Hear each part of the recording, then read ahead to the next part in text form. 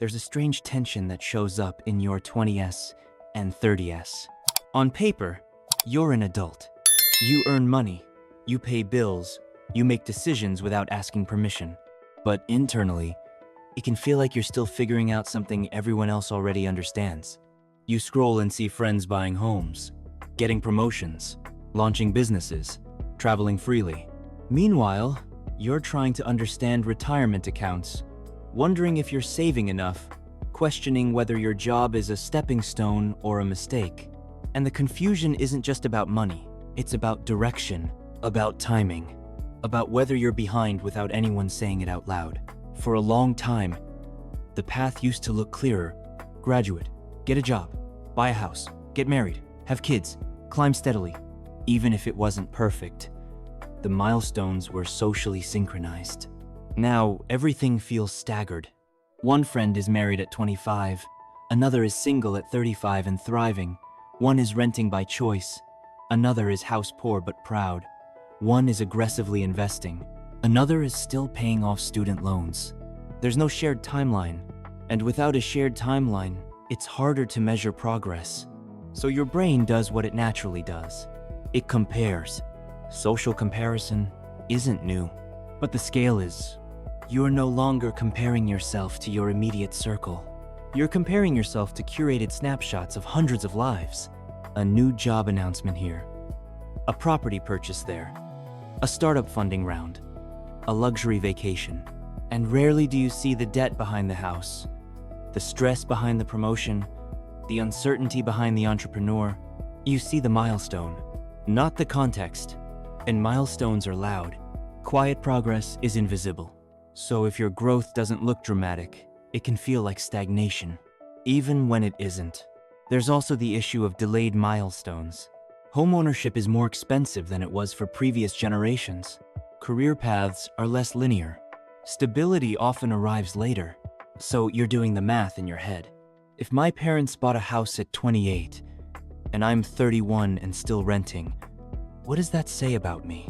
Even if you logically understand economic shifts, emotionally, it can feel like underperformance, like you missed a memo, but the environment changed. Expectations didn't. Another layer is shifting definitions of success. In your 20s, success might have meant independence, paying your own rent, building a career, proving you can stand alone.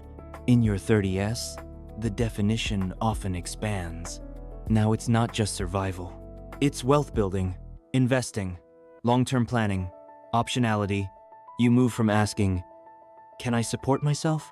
to asking, "Am I building enough for the future?" That shift alone can create anxiety, because the future is abstract, and abstract goals are harder to measure. There's no applause for contributing to an index fund. There's applause for buying a home. So the visible milestones feel heavier than the invisible ones. Then there's debt, student loans that linger longer than expected, credit cards from early career missteps, car payments that seemed manageable at 24 but feel restrictive at 32. Debt compresses options, and when options feel limited, confusion increases. You might want to pivot careers, but stability feels necessary.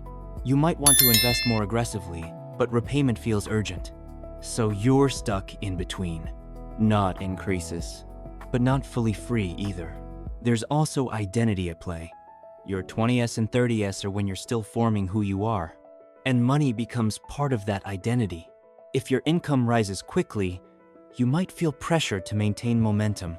If it rises slowly, you might feel behind. If you change careers, you question whether you wasted time. Every decision feels amplified because it feels permanent, even though most aren't. Financial confusion often isn't about numbers. It's about narrative. What story am I building? Is it the right one? Here's something else no one says clearly. Your 20s are for experimentation. Your 30s are for refinement.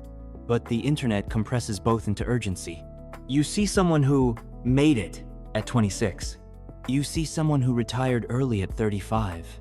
And suddenly, your normal timeline feels delayed. But outliers aren't baselines. They're exceptions. Quiet, steady growth rarely trends online, but it builds real stability. The confusion also comes from choice overload. You can invest in real estate, stocks, start a business, build personal brands, climb corporate ladders, move abroad, freelance, study more. The options are endless. And when options are endless, commitment feels risky. If I choose this path, am I closing off a better one? That question creates hesitation. Hesitation delays progress. Delayed progress feeds comparison.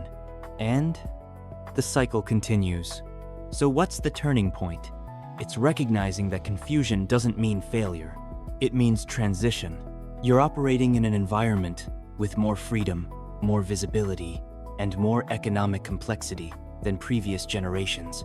Of course, it feels disorienting. The key is defining your own metrics. Not society's, not your peers, yours. What does stability look like for you? Is it a certain savings buffer? A flexible career? Low monthly expenses? Location freedom? When you define success internally, comparison loses some of its power. Practically, this might mean simplifying. Focus on covering essentials comfortably. Build a basic emergency fund. Invest consistently, even if the amount feels small. Increase skills steadily. These are not dramatic moves. They're foundational ones. You don't need to have everything figured out. You need a direction and a system. Clarity grows with action, not before it. It's also helpful to zoom out. Financial life isn't measured in single years. It's measured in decades. A slow start at 25 doesn't define 45. A career pivot at 32 doesn't ruin 50. The anxiety often comes from compressing a 4-0-year financial timeline into a 5-year window. When you stretch the timeline mentally, pressure eases. You realize there's room to adjust, room to experiment, room to recover from imperfect decisions. The truth is, your 20s and 30s feel financially confusing because you're building the foundation while watching others decorate their rooftops. You're comparing your behind the scenes to someone else's highlight. You're navigating an economy that changed faster than expectations did, and you're doing it publicly, with constant visibility. Of course, it feels heavy sometimes, but confusion isn't a verdict. It's a sign you're in motion. If your bills are paid, you're building skills. You're saving something, even modestly. You're not failing. You're progressing, just not loudly. And loud isn't the goal. Stable is. Because in the long run, wealth isn't built by dramatic leaps.